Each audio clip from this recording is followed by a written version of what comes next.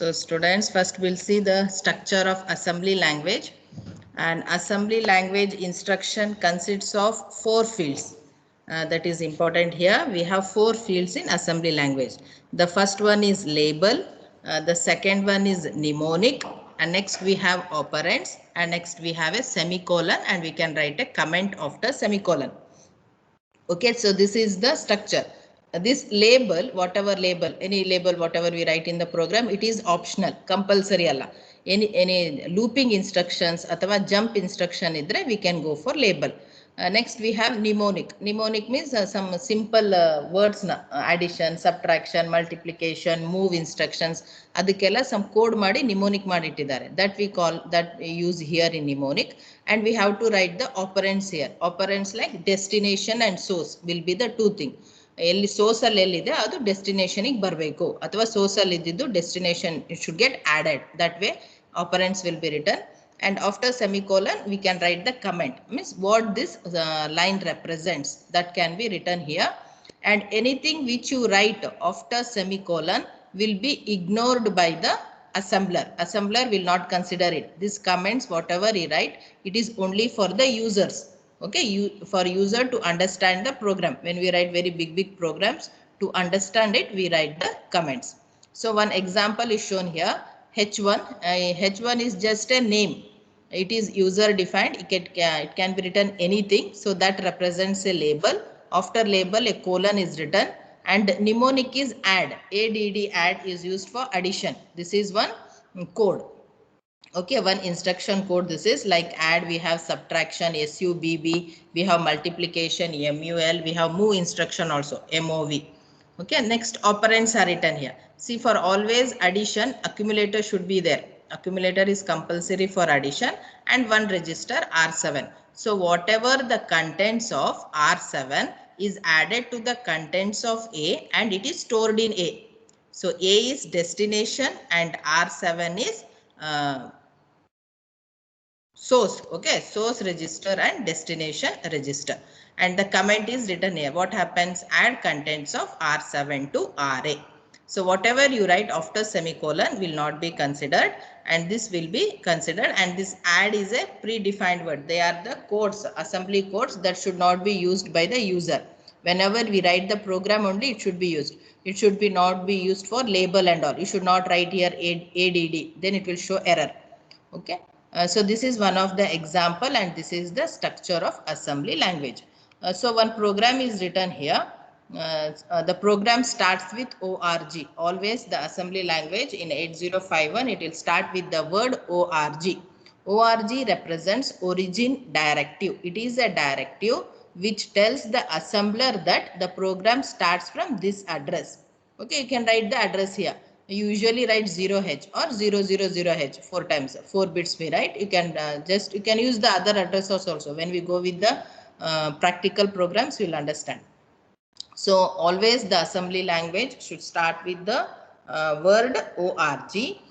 Next, what we have done in this program, we have sent a 25H to R5 register. Okay, whatever is there in the 25H. The 25H is the immediate data. Immediate data means it is the number. That number is sent to R5 register. Next, 34H is one more data which is sent to R7 register. Okay, just simple program it is. Two numbers are sent here. Again some 0H, like clearing the accumulator. We are sending a 0 to accumulator. Next, what we'll do, we are adding A and R5. So what we have in A we have 0, in R5 we have 25. So 25 added to accumulator. Next, R7 is added to accumulator. In the second line, what we have in the accumulator, we have 25. 25 is added to 34. Okay, so we'll get an answer there. Then that answer is added to 12H. So the last answer, that is 25 plus 34 plus 12 is added and stored in the accumulator. So this is just a simple addition where different registers are used, and always for addition the destination register should be compulsory accumulator. You cannot write registers here like R1, R2, R3 cannot write. You have to write A register for addition. So once again we have a line here, S jump anta. S jump means short jump. Short jump here. Here is the label. Where is the label? It is in that line only. That means we are just looping it unconditionally. Here the control will be just, it will be in this only. The control will be running in this line only. It will not come to the end. Just to give an unconditional looping, they'll go for this instruction, short jump here. And the last line is end. End is also a directive which informs the assembler that the program is ended here. So always the in assembly language, it starts with org and it ends with end. Both are the directives, and some mnemonics will be used to write the program depending on the program. You can we have programs like to find the sum of natural numbers. We have bubble sorting. We have different programs. Okay, when we write that programs, you'll understand. So this is the structure of the assembly language, which starts with origin, and we have an end directive, and we have some mnemonics and some rules to be followed. Okay, for immediate data you have to mention ash. Next we'll see the important one is in data types in 8051 and the directives. I have told about directives. We'll see there is only one data type in 8051 assembly language. Okay, it is different again in C language. This is assembly language. We have only one data type, that is defined byte. The symbol is DB. DB is the one data type in 8051 assembly language. It is defined byte. This can be used to define different way of writing the numbers. Okay, when I write DB and I just write the number 28, that means I am representing it in decimal and defining the byte in decimal. Okay, I'll not write here H anything, only just number. If you write, it is in decimal. If I write it like B, if I write B, it is binary. If I write H, it is hexadecimal. If we put it to inverted commas, then it becomes the ASCII code. Okay, that is American Standard Code. Okay, if you put in the inverted commas, depending on that, the only one data type is there for assembly language, that is defined byte, which is used to define the numbers. It can be in decimal, it can be binary, it can be hex, or it can be ASCII. So this is the format. So whenever you define something, you have to show it with example in 8051. It is compulsory. If they ask you to write the structure and show an example. If they ask you data type, write the data type and show an example. Okay. If they tell about the directives also, you have to show. So in directives, there are three types. One is origin, one is equate, and one is end.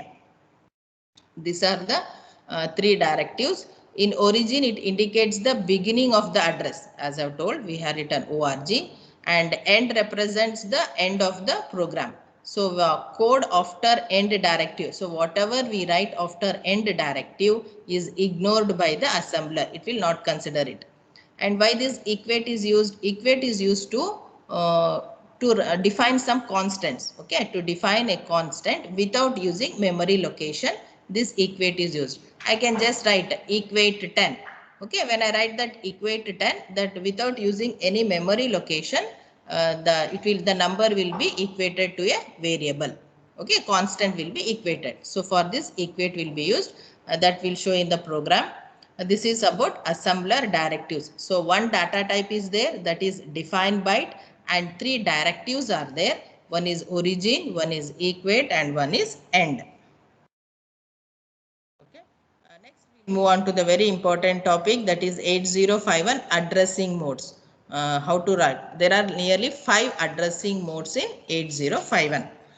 The first one is immediate addressing mode, second is register, third is direct addressing mode, fourth is register indirect addressing mode, and the fifth one is indexed addressing mode. Okay. First we'll see what is this immediate addressing mode. This in detail I'll be telling later in the class only. This immediate, see, always a hash sign will be used. Whenever we use a hash sign in before the number, it represents immediate addressing. That means it represents a number. In register addressing, we will use this registers. We have seen in banks now from R0 to R7, R0, R1, R2, like R7 we had registers.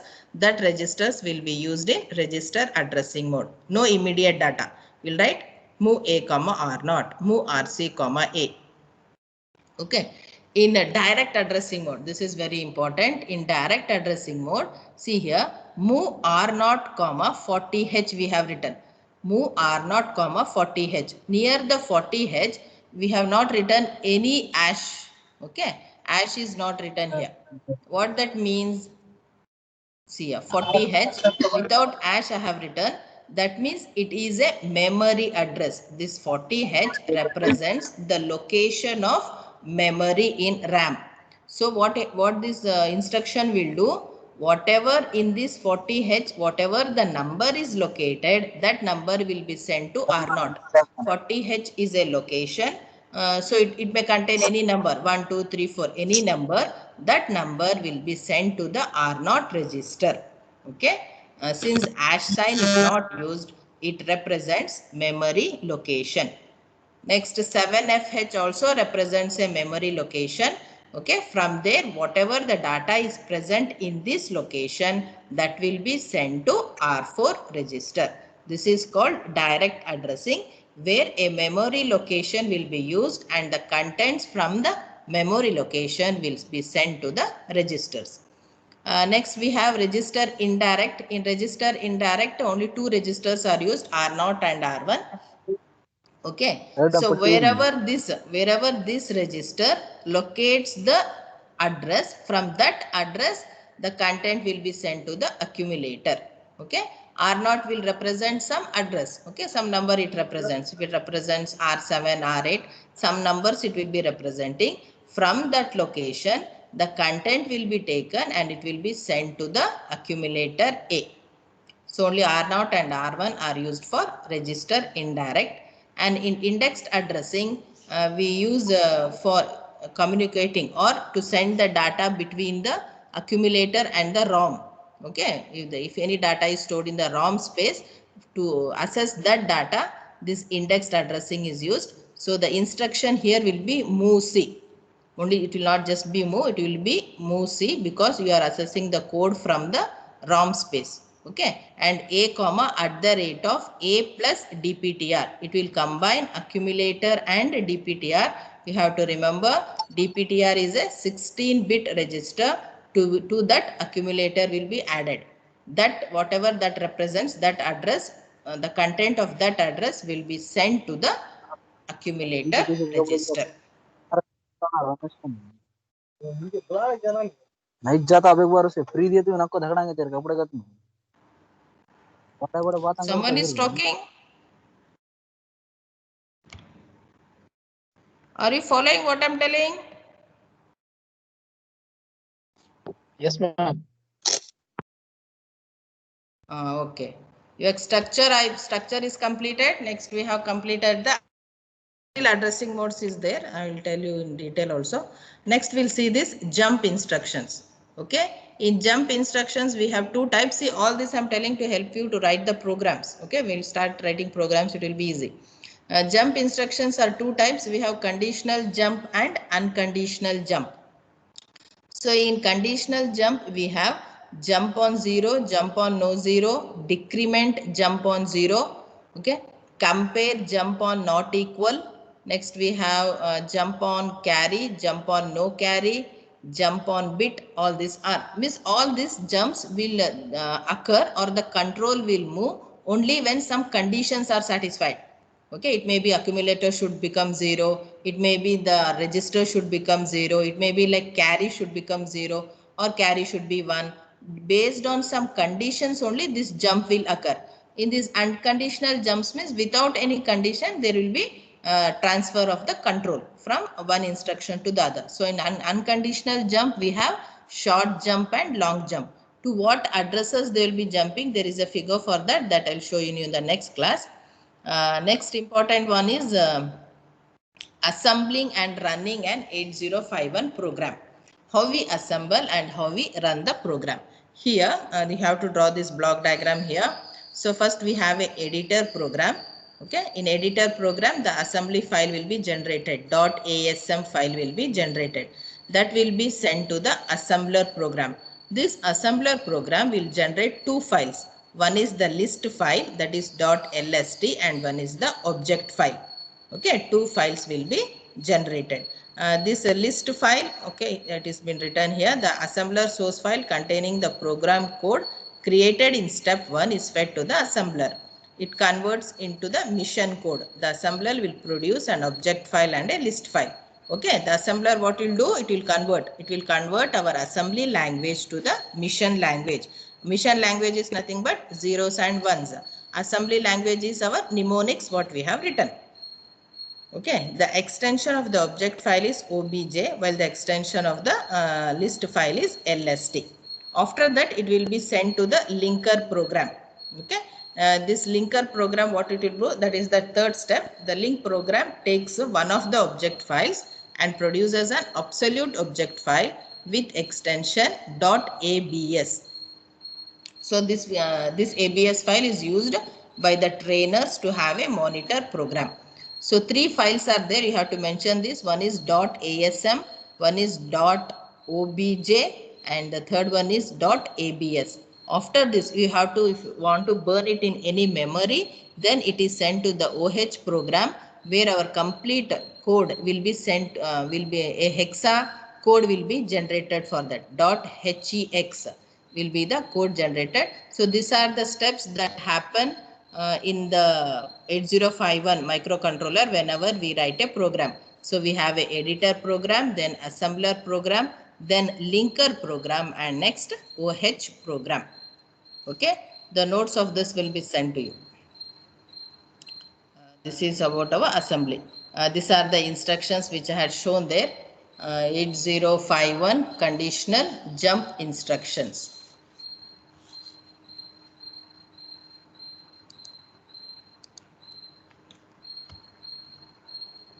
Okay, the first one is jump on 0. It is the meaning JZ is jump if accumulator is 0. If the contents of accumulator become 0, then only the control should move from there. Okay, JZ. JNZ means jump if accumulator is not equal to 0. Okay, if the contents of accumulator is not 0, then only the control should be shifted. Next, this one, this instruction will be very frequently used. This is decrement and jump if register is not equal to 0. Here two operations will be done. One is it will decrement and then it will jump. Okay, decrement and jump if register is not equal to 0. Decrement the register, like if you give the value for register like 5, it should decrement it. If it is 5, it will become 4, 3, 2, 1, like that till it becomes 0. It will decrement and then the control will be shifted. Next one also is very important. This is compare jump on not equal, CJNE. First you compare the destination and source. Okay, after comparing, if they are not equal, then you have to jump. If they are equal, you should not jump. The control should come for the next instruction. That is the meaning of that. Jump if A is not equal to data, or jump if byte is not equal to the immediate data. These are the format that is used to write. Next is jump if carry is equal to 1. If that carry bit, where was this carry bit? This carry bit is in our PSW, program status word. In that, if the carry bit is not 1, it has to jump. Jump if carry is equal to 0. If carry bit is equal to 0, then it has to jump. These are the two conditions, JC and JNC.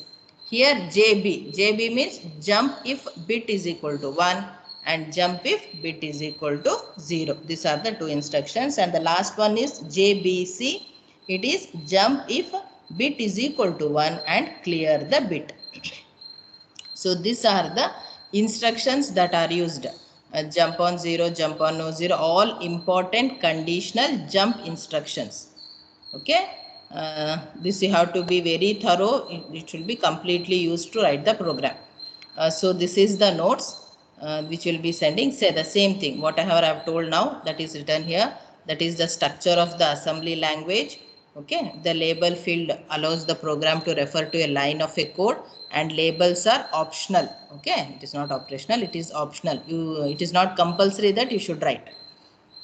So the same program have written, it is written in the notes here.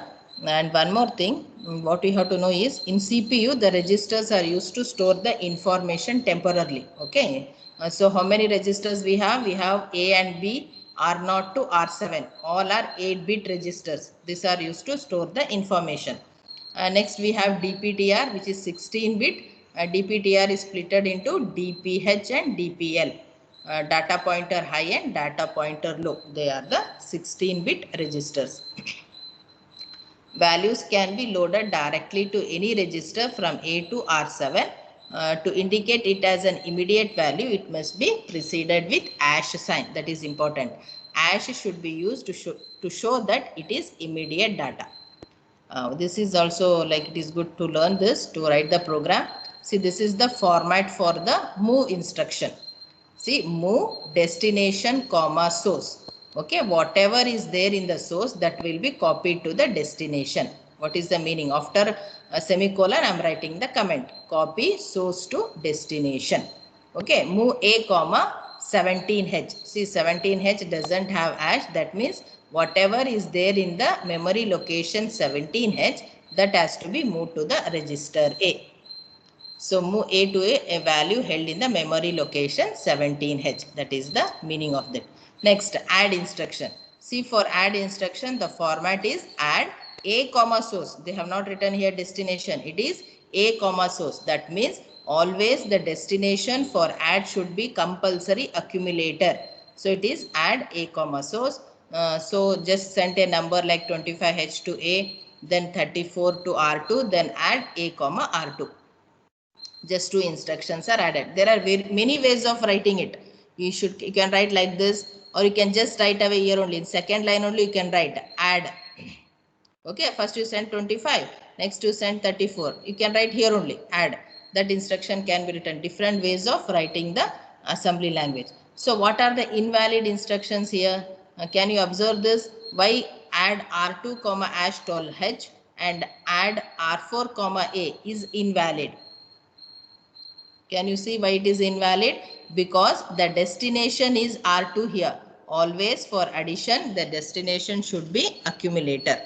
Okay. Here the source is accumulator. It should not be always. The destination should be accumulator in the add instruction. Like this, there will be some rules that should be followed. Okay. Here the same figure that had shown from the textbook that is been written here with the notes. So you have to write the notes for this. So a absolute file is used. The last block .hex file will be generated. That is used to burn it to the ROM. Again, the assembler directives I had told before: origin, equate, and directive. See, like two things. One for explaining, I have highlighted and shown, and one is this notes. To write the notes, you take this. Okay. Again, same thing. Addressing mode I have written here: immediate, register, direct, register, indirect, and indexed are the addressing modes. So in immediate addressing mode, in this mode, the source operand is constant. That is important. The source operand is constant in immediate addressing mode. It should be hash. It is preceded by hash athwa pound sign. It can be used to load information to any of the register, including DPTR, that is shown here. Okay, move A comma hash 25. So all the source represents a constant or immediate data. See here one example: move DPTR comma hash 2550H is written. Okay, 25 represents upper and 50 represents lower byte. You can split it and write. You can send 25 to DPH and 50 to DPL. You can write like this also. You can write in like this statement also can be used. See here, move DPTR comma hash 6868975. We call it as an invalid instruction. So observe this instruction and tell me in the next class why we call it as invalid. Why is 68975 called invalid? You have to analyze and tell me. Next, we can send the immediate data to the ports also. See, port is represented like P1. We have seen that in a block diagram we have 4 ports. P0, P1, P2, P3. So, okay, for that also the immediate data athava constant can be sent to the ports. So this is one of the addressing modes. Addressing mode is very important. All the 5 addressing modes with examples you have to write. Next one is register addressing mode. It involves the use of registers to hold the data to be manipulated. So here no constants are there, only registers are used. That is move A, R0, R2, A, add A, R5. Only registers are used. Here move DPTR comma A, it is an error, or moving the contents between two registers without including accumulator is not allowed. Here see move R comma R7, that is not allowed. Both are registers only. One register should be or either destination or source, compulsory should be a accumulator for move instruction. For addition instruction, destination should be compulsory accumulator. And here move DPTR comma A is error because A is of 8 bits and DPTR is of 16 bits. Like that you cannot move. Both should be of 8 bits, then only the movement of data is possible. Okay, the size of the instructions of the bits should be correct. It should be equal. One is 16, one is 8. That is not, it will not allow. It will show an error. Next is direct addressing mode. In direct addressing mode, some RAM locations from 00 to 1 FH are assigned for banks, stacks, and RAM locations from 20 to 2 FH are used for bit addressable space to save the single bit data. RAM locations from 30 to 7 FH are available as space to save byte size data. So the example for direct addressing are, I'll just write the 40H or 56H, 7FH, all this represents the memory locations. They are not constants because ASHINE is not used. They represent the memory locations. Next is register indirect addressing mode. In register indirect addressing mode, we'll use at the rate of. This symbol will be used. At the rate of.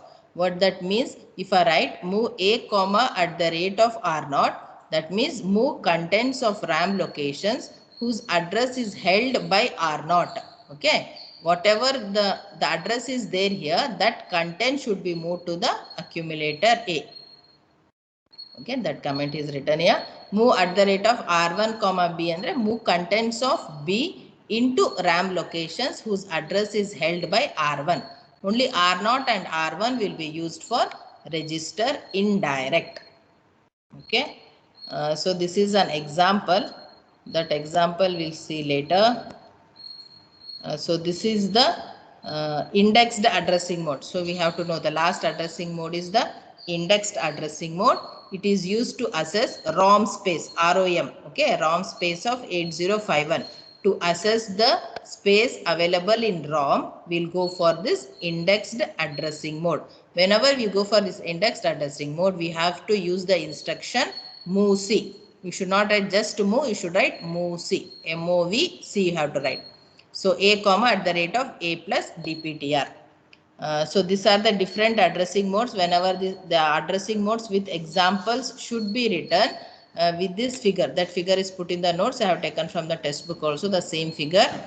See here 8051. This is the IC. We have registers. We have R0 to R1. We have DPTR. We have program counter. And this is the external RAM and internal and external ROM. So two memories are there, RAM and ROM. So when you want to take address from the RAM, you have to write the instruction MOVX.